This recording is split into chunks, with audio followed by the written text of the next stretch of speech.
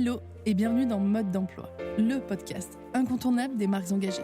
Je suis Audrey, styliste, consultante et hackeuse au service des entrepreneurs mode et lifestyle. Depuis 2018, j'accompagne les créateurs et créatrices pour donner vie à leurs projets en partageant les conseils et les secrets bien gardés des grandes marques pour réussir. Dans ce podcast, nous allons pirater les techniques et méthodes de l'industrie pour les mettre entre les mains de marques indépendantes comme la vôtre. Alors que vous souhaitez créer votre marque en partant de zéro ou lui donner un coup de boost en vendant plus et mieux, vous êtes au bon endroit. Mes très chères créatrices, je suis ravie de vous retrouver pour un tout nouvel épisode de Mode d'emploi. J'espère que vous allez bien et que vous êtes prêtes pour un épisode quelque peu différent où je vais essayer de bousculer vos idées et votre état d'esprit. Aujourd'hui, on va donc parler mindset et je vais vous partager les 5 prises de conscience qui sont, selon moi, essentielles à avoir pour entreprendre dans la mode. J'ai accompagné de nombreuses créatrices et créateurs, donc il y a des blocages que je vois régulièrement et c'est pour ça que je voulais aborder ce sujet dans un épisode. Mon objectif, c'est de vous aider à prendre conscience des freins, des peurs irrationnelles ou tout simplement des manières de penser qui vous empêchent d'avancer dans la création de votre marque ou dans son développement. Sans plus tarder, c'est parti pour les 5 coups de pied aux fesses. Le premier truc que j'entends souvent et qui est un vrai blocage ou en tout cas une manière de penser qu'il va falloir débloquer, c'est j'ai trop d'idées, je suis trop créative, j'ai envie de faire plein de choses. Vouloir tout faire, en gros, c'est le meilleur moyen de ne rien faire du tout. C'est-à-dire que quand on a plein d'idées, c'est une bonne chose au fond parce que ça montre effectivement qu'on est créative, mais en général, on part dans tous les sens et ça, c'est pas bon signe. Ça montre en fait qu'on n'a pas de direction, qu'on n'a pas de vision. La vision d'une entrepreneuse ou d'un entrepreneur, c'est savoir ce que l'on veut faire, la finalité du projet, savoir pourquoi on le fait et pour qui on le fait, et aussi avoir la raison d'être et la raison d'exister du projet, la promesse en fait. Pourquoi je me lance là-dedans? Pour quelle raison? Pour qui? Et où est-ce que je veux emmener ce projet? Quelle est la finalité? Sans vision, sans direction, on va nulle part. En gros, parce qu'il n'y a pas de cohérence, on n'a pas de but précis, on n'a pas de finalité au projet. Et s'il n'y a pas ce pourquoi, ce qui nous permet en fait d'avancer, s'il n'y a pas ça, on ne peut pas prendre de décision. C'est ce pourquoi-là qui permet de prendre des décisions et d'avancer. On va y revenir plus tard, mais en gros, quand on a plein d'idées, on ne peut pas choisir, on n'arrivera pas à se décider, on va vouloir tout faire, on va tout envisager, et au final, ça nous rend immobiles, ça nous paralyse même, parce que choisir, c'est renoncer, et du coup, on n'a pas envie de renoncer parmi nos idées. Alors comment je surmonte ce blocage-là, ou cette manière de penser qui va me faire rencontrer des blocages plus tard? En gros, je me concentre. Alors c'est simple comme conseil, vous me direz, mais je me concentre sur une chose et pour éviter de me lasser, ou en tout cas pour réussir à choisir ce sur quoi je me concentre, je dois définir mon pourquoi, ce qu'on appelle le why. C'est ce qu'on fait dans le programme Créer sa marque, dans la nouvelle version du programme Créer sa marque. C'est ce qu'on fait au tout début du programme. Pourquoi je veux créer ma marque? Pourquoi j'ai envie de lancer un produit? Pourquoi je me lance dans ce projet-là, etc. On pose les bases de la marque, on structure, et ça va nous permettre plus tard de faire un choix qui est éclairé, qui est conscient, qui n'est pas un choix où on a l'impression de renoncer à quelque chose. Au contraire, on sait où on va, on a une direction, on a une vision, et du coup on peut se concentrer dans cette direction-là. Et forcément, vous en doutez que si on se concentre dans une direction, on va aller plus vite que quelqu'un qui a 4-5 chemins, qui envisage 4-5 chemins différents, et qui va essayer d'avancer un peu sur les 4-5 chemins. Non, si on prend un seul de ces chemins-là et qu'on y va à fond, on ira plus vite et on ira plus loin. Ça, c'est pour la première chose à savoir, ou la première manière de penser à démonter, qui est que avoir trop d'idées, c'est pas toujours une bonne chose. La deuxième chose, ça va être de penser, ou en tout cas, on pense ou on se persuade que notre idée n'existe pas déjà. Il y a des idées qui naissent d'un vrai manque de solution. C'est-à-dire qu'on va rencontrer un besoin dans notre vie, on va chercher une solution, on va chercher. Soit on ne trouve pas de solution du tout, soit on va trouver une solution aux US par exemple ou ailleurs. Et en discutant avec d'autres personnes, on va se rendre compte que ces autres personnes-là, elles ont potentiellement la même recherche, qu'elles ne trouvent pas de solution non plus. Et en général, ça se passe quand on est sur un produit qui répond à un vrai besoin. Là, je vous renvoie à un épisode de podcast qui parle des marques vitamines et des marques médicaments. Là, on est vraiment sur un produit médicament. C'est-à-dire que c'est un produit qui répond à un besoin et qui a une réelle demande et potentiellement, ça peut arriver effectivement que la solution ne soit pas là ou pas tout à fait là, pas comme on l'imagine et pas comme plein d'autres personnes la recherchent. Donc là, OK, l'idée elle n'existe pas, la solution n'existe pas, ou elle n'existe pas tout à fait comme on l'envisage nous. Mais parfois, on a juste envie de créer sa marque en fait. Et on va s'inventer un besoin qu'on aurait identifié. Alors j'entends des fois, moi j'ai du mal à trouver des vêtements éco-responsables et pas trop chers. C'est faux, ça existe. Ça existe, il y a des marques qui font ça. Moi je cherche des vêtements éco-responsables pour mon fils dans un style un peu champêtre. Et j'ai pas trouvé ça. Et j'ai commencé à chercher, j'ai pas trouvé ça.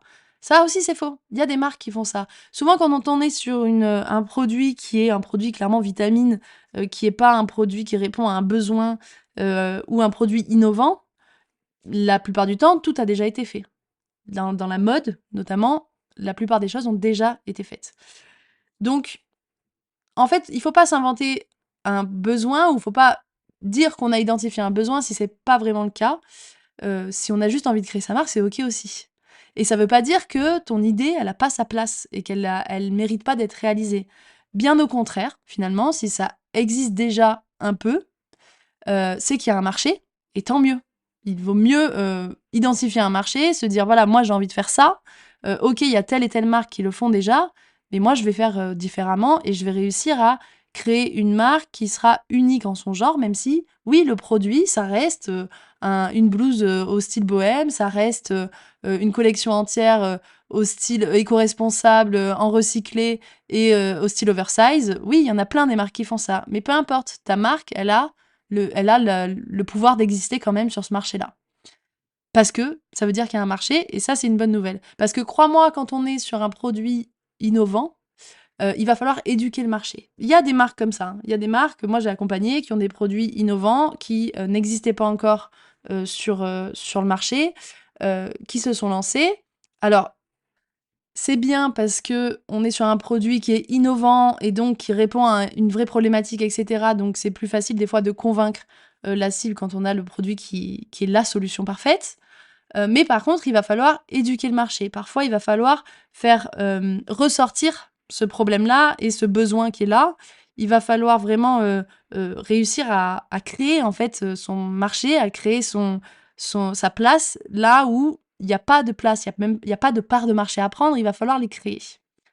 Quand on a un produit qui ne répond pas à un besoin spécifique, on a juste envie de créer une marque, dans le sens une marque de prêt-à-porter avec des pièces qui nous plaisent, avec des engagements qui nous plaisent et cetera. Là, au moins, la cible est déjà convaincue, c'est-à-dire que ma clientèle, elle s'habille déjà chez des concurrentes, chez des marques concurrentes. Donc ce qu'il me faut, c'est juste d'aller prendre des parts du marché à ces marques-là. La clientèle, elle existe déjà, en fait, si tu veux. Elle existe déjà, il y a déjà des personnes qui dépensent de l'argent pour avoir ces pièces-là. Et ben, on va juste faire en sorte qu'elles viennent dépenser leur argent chez nous, plutôt que chez les concurrents. Mais pour ça, se focaliser du coup sur le produit et sur la collection, ça suffit pas. Ça suffit pas de se dire: «Ah oui, ben moi je vais créer des pièces, au style bohème et pas trop cher». Ça va pas suffire en fait, parce que qu'est-ce qui va faire la différence avec la concurrence? Avec une marque qui potentiellement est plus grande et donc a des économies d'échelle plus importantes que ta marque et va pouvoir proposer des prix qui sont donc moins élevés que la tienne. Par exemple, si ton point différenciant pour toi, c'est le prix, bah, ça aussi c'est une idée reçue.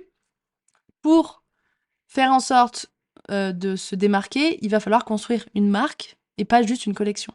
Il va falloir construire une plateforme de marque qui est unique, avec un ADN qui est fort, une vision et cetera, et c'est ce qu'on fait dans l'étape 1 du nouveau programme Créer sa marque. On vient positionner notre marque et prendre une place sur le marché et faire sa place sur le marché aussi quand on est un nouveau produit. On va venir vraiment installer sa marque et pas que le produit. Parce que le produit, c'est pas suffisant pour convaincre ma future clientèle de devenir clientèle, justement. Il va falloir beaucoup plus que ça. Et il y a un dernier point, c'est que parfois, si l'idée n'existe pas du tout, que c'est difficile de trouver des personnes qui l'ont déjà fait, enfin, on ne trouve pas d'existence sur le marché, ça peut aussi dire que c'est pas une idée réaliste. Par exemple, je reviens sur ce truc de je veux faire une marque éco-responsable made in France et pas cher. Ça, si ça n'existe pas aujourd'hui, c'est tout simplement parce que c'est pas possible. Parce qu'il y a un moment donné où soit tu vends à perte, et donc le projet il va durer une saison, soit c'est pas possible de faire ça. Le made in France ne sera jamais du mass market, quoi. Ne sera jamais du. Enfin, si je dis ça, en plus il y a des usines qui arrivent à en faire, mais qui font ça sous des marques qui sont des marques de mass market. Mais c'est difficile d'être abordable quand on a, par exemple, des exigences d'éco-responsabilité et de fabrication française. Si ça n'existe pas, c'est que c'est pas réaliste. Ou si ton produit n'existe pas du tout, il faut quand même se renseigner, il faut travailler l'idée, il faut enquêter pour confirmer ton idée et ton projet, pour confirmer que ton produit est réalisable, par exemple, ou que ta marque est viable et qu'elle a effectivement sa place quelque part sur le marché. Voilà donc pour cette deuxième prise de conscience qui est que malheureusement, on se persuade parfois que notre idée n'existe pas déjà, alors que si. La troisième prise de conscience et le troisième blocage qu'on va se mettre dans la tête, c'est penser à la croissance de la marque avant même d'avoir testé son concept. C'est-à-dire, il arrive en fait qu'on pense trop grand, trop loin, on réfléchit à plein de collections, un peu comme quand on a plein d'idées, on veut créer de nombreux produits, on s'imagine plein de choses pour sa marque. Moi, j'ai déjà eu des personnes au premier rendez-vous, au premier échange, qui me disaient, ben voilà, moi, ce que je veux faire, c'est lancer ma collection, l'année prochaine, avoir mes bureaux avec mes employés, etc., etc. Ok, alors d'accord, peut-être que ce sera réalisable, peut-être que c'est effectivement ta vision et que c'est ce que tu veux faire, et que derrière, tu as le budget pour faire ça, ok. Mais il va falloir passer par l'étape, tester son produit et tester son concept de marque. C'est-à-dire, on est juste aux prémices et on se dit déjà, je vais faire ci, je vais faire ça, etc. Alors oui, c'est cool de visualiser, c'est effectivement un vrai pouvoir de visualiser, mais quand on parle d'une collection, d'un produit, d'une marque qui doit rencontrer sa cible, il va déjà falloir aller à la rencontre de la cible et lui faire rencontrer ces produits-là.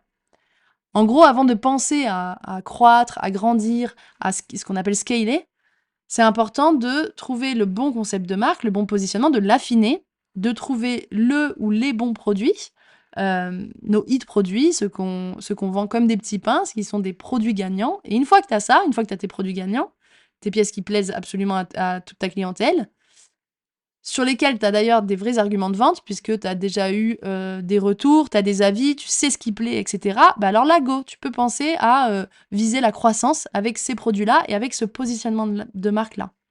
Parce que sinon, le risque, c'est justement de s'éparpiller. Comme on l'a vu dans le premier point, c'est de faire plein de choses différentes sans leur laisser le temps de rencontrer leur public. Et du coup, tu vas tester plein de choses. Enfin, ça va même pas être du test, c'est-à-dire que tu vas vouloir lancer plein de choses parce que tu veux une grosse marque, tu veux lancer des grandes collections avec plein de modèles, etc. Et tu vas finalement tuer ces produits-là parce que tu vas pas leur laisser le temps de rencontrer leur public et la cible. Ou alors tu peux aussi passer à côté d'opportunités parce qu'en fait, tu fais une marque trop généraliste. C'est-à-dire que tu sors des nouveautés parce que t'aimes ça, parce que t'aimes sortir des nouveautés, parce que t'as envie de sortir des nouveautés pour ta clientèle. Et au final, tu capitalises trop peu sur tes hit produits. C'est-à-dire qu'il y a une saison, il y a un produit qui va plaire. Alors peut-être que tu vas le reconduire la saison prochaine dans une autre couleur, etc. Mais tu vas pas plus te poser de questions sur ce produit et tu vas pas essayer de savoir pourquoi c'est un hit produit. C'est-à-dire que qu'est-ce qui plaît dans ce produit-là? Qu'est-ce qui fait que ta cible, elle est accro à ce produit-là? Qu'est-ce qui fait que tu arrives à le vendre dans toutes les couleurs? Et comment tu affines ton positionnement de marque en sachant ça? Le produit influence aussi ton positionnement de marque. Il n'y a pas que le positionnement qui influence le produit. Si la pièce que tu vends le plus, c'est une pièce qui est hyper confortable, où tout le monde te dit j'adore parce que c'est une jolie pièce habillée mais très confortable, peut-être qu'il y a quelque chose à récupérer pour ton positionnement de marque. Peut-être que tu peux affiner, que tu vas pouvoir resserrer ton ADN de marque autour de ces notions-là et du coup devenir une marque référente là-dessus, une marque qui sait faire du vêtement habillé et confortable. Et là, tu vas pouvoir penser à grandir, à scaler et à faire grandir ta marque avec des techniques de scaling. Mais au début, il faut déjà tester son concept. On va pas penser une collection avec 10 produits à l'intérieur sur une première collection. C'est une mauvaise idée, je le dis souvent dans les épisodes de podcast, parce que tu n'as même pas testé ton concept de marque. Parce que pareil, ton ADN, ton positionnement, ton ton de communication, ta plateforme de marque, en gros, il va falloir la tester en grandeur nature et il va pas falloir directement mettre énormément d'argent, par exemple, sur un concept de marque qui ne fonctionne pas tout à fait, qui est pas tout à fait le bon, qui est pas tout à fait OK pour trouver un maximum de clients. Donc, ne pense pas à la croissance avant d'avoir testé ton concept. Démarre par du test et ensuite tu vas grandir. C'est la méthode la plus sûre, la plus rentable aussi, parce que du coup, ça te permet vraiment de tester tes produits et de découvrir les produits qui plaisent vraiment, de découvrir ta cible aussi. Donc ne pense pas de suite à la croissance. La quatrième manière de penser, ou plutôt quatrième attitude que je vois et qu'il faut absolument arrêter d'avoir, c'est de remettre la faute sur les autres ou de chercher des coupables. Alors ça, tu vas me dire, ça fonctionne dans tous les domaines, mais je vais t'expliquer pourquoi je le vois souvent dans les marques de vêtements. Quand on crée sa marque, et surtout quand on crée sa marque, on rencontre plein de problèmes. C'est normal, c'est logique parce que créer un vêtement, créer une collection, c'est beaucoup d'étapes, c'est beaucoup d'intervenants, c'est une chaîne un peu compliquée, enfin un peu compliquée, longue. Et donc il y a forcément un moment donné où il y a des soucis dans cette chaîne de fabrication. Donc rencontrer des problèmes, c'est tout à fait normal. Mais quand on se met à chercher des coupables, c'est là où ça devient compliqué. C'est là où l'attitude, elle n'est pas la bonne. C'est là où le mindset, il n'est pas OK. C'est-à-dire que oui, il y a des personnes dans le textile qui manquent forcément de professionnalisme, qui font des erreurs, etc., comme dans n'importe quel domaine. Mais si cette personne-là, ce professionnel-là, et en tout cas cette erreur est la cause de l'arrêt du projet, alors c'est qu'il y a un problème. Parce que moi, j'ai déjà entendu, j'ai lancé ma marque, mais mon atelier m'a planté, ou mon atelier était hyper cher, ils se sont trop moqués de moi, alors du coup, j'ai dû arrêter. Ça, c'est une excuse, c'est faux. C'est-à-dire que si Enfin, comment on explique qu'une personne extérieure qui intervient à un pourcentage du projet, c'est-à-dire que c'est pas l'atelier, oui, il va créer la collection, mais c'est pas, c'est même pas 50% du projet, d'accord? Comment on explique que cette personne-là extérieure arrive à planter la marque tout entière? Ça veut dire que les bases, les fondations ne sont pas bonnes. Ça veut dire que la manière dont tu as géré le projet n'était peut-être pas la bonne. Souvent, une marque, elle se plante parce qu'il y a un enchaînement de problèmes. Effectivement, il peut y avoir beaucoup de problèmes qui arrivent à un moment donné, en chaîne. Une suite aussi de mauvaises décisions qui font que la marque se plante, ou qu'on doit planter la marque. Et à une plus petite échelle, se dire bah, machine, elle est trop chère, c'est n'importe quoi les devis que je reçois, ou eux, ils me disent que c'est pas possible ce que je veux, en gros, ils m'aident pas, ils sont pas du tout aidants, etc.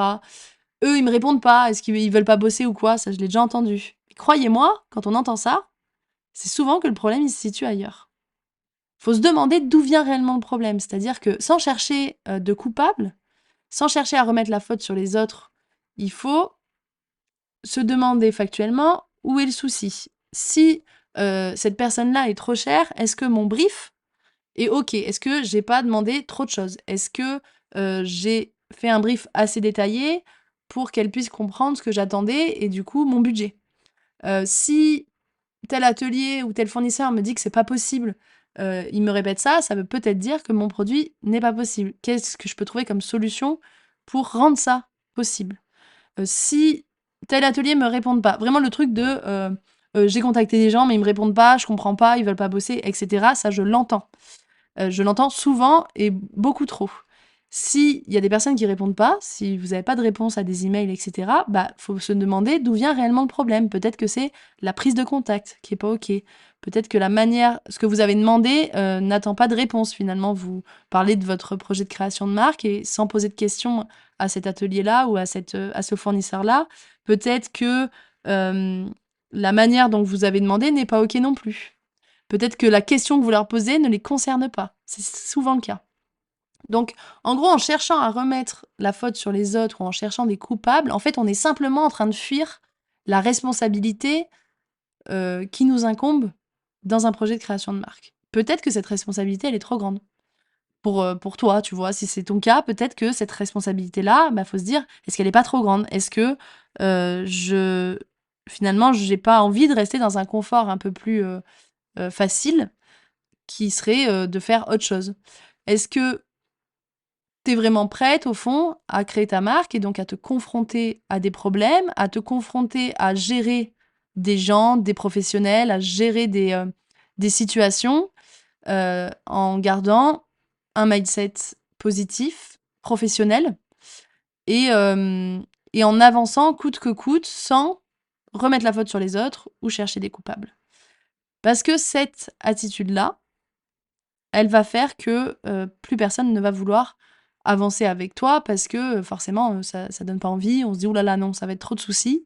Euh, et donc tu risques effectivement là de te confronter à des personnes qui ne veulent pas bosser entre guillemets avec toi. Donc voilà pour cette quatrième prise de conscience. Il ne faut pas remettre la faute sur les autres, il ne faut pas chercher des coupables, il faut se demander d'où vient réellement le problème.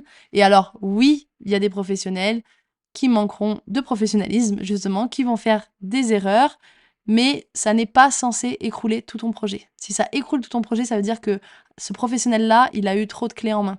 Ça veut dire qu'il a trop drivé ton projet. Cinquième attitude que je vois trop et qu'il faut arrêter d'avoir, c'est de ne pas savoir ou de ne pas réussir à prendre de décision. Si tu te retrouves à demander l'avis de tout le monde, à écouter aussi l'avis de tout le monde, de personnes qui ne sont ni pro, ni expertes sur le sujet, etc., alors il y a un souci. Si ça t'intéresse autant, c'est que tu n'es pas certaine de ce que tu veux faire, tu n'es pas certaine de ta vision, etc. C'est un peu là aussi comme avec le fait d'avoir trop d'idées. Si tu n'arrives pas à prendre de décision, c'est qu'il te manque un élément quelque part. Un élément qui est en général rationnel. La prise de décision, elle est rationnelle quand on parle d'un projet de création de marque. Elle n'est pas... on va pas faire un sondage et demander à Pierre-Paul Jacques son avis. On est censé, quand on est à la tête de sa marque, pouvoir prendre des décisions. Ça veut pas dire que c'est les bonnes décisions, mais ça veut dire qu'on est censé pouvoir les prendre à l'instant T. Par exemple, j'hésite à sortir une robe toute seule ou alors à lancer 3 modèles pour tester mon concept, justement. J'hésite entre les deux, j'arrive pas à choisir, alors je vais développer les 3 et puis on verra. Je vais décider plus tard, ou même pire, je vais sortir 3 modèles de robes qui se cannibalisent, c'est-à-dire qui ont la même fonction et donc pour ma clientèle qui rendent difficile sa décision, parce que c'est 3 modèles de robes. Parce que j'ai sorti ça parce que j'arrivais pas à choisir et que j'ai très envie de faire ces 3 idées, parce que j'ai plein d'idées justement que je trouve ces 3 idées bonnes et donc je vais lancer les 3 modèles et j'ai pas réussi à choisir. Bah, peut-être que le problème vient tout simplement du fait que j'ai pas défini comme il se doit ma plateforme de marque, peut-être que j'ai pas défini comme il se doit ma vision, ou encore plus probable, peut-être que j'ai pas défini ma cible idéale. Parce que si j'avais fait tout ça, je pense que la décision, elle aurait été beaucoup plus simple à prendre. J'aurais pu, avec toutes ces infos en tête, en regardant ma plateforme de marque, en regardant mon budget prévisionnel aussi, me dire non, je vais pas sortir 3 robes, il faut que j'en sorte qu'une seule. Et cette robe-là, elle doit réunir tel et tel et tel critère qui sont dans mon avatar client, qui sont dans ma plateforme de marque, etc.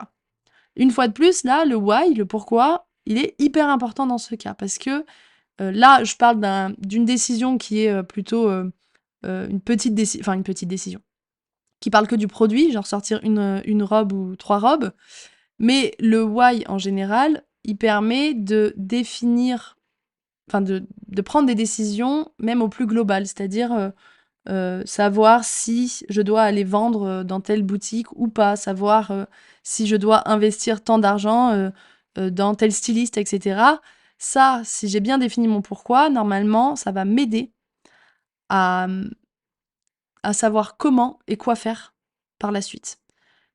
Et dans tout mon projet en général. C'est vraiment c'est la pierre angulaire de mon projet et c'est l'essence même de ma prise de décision.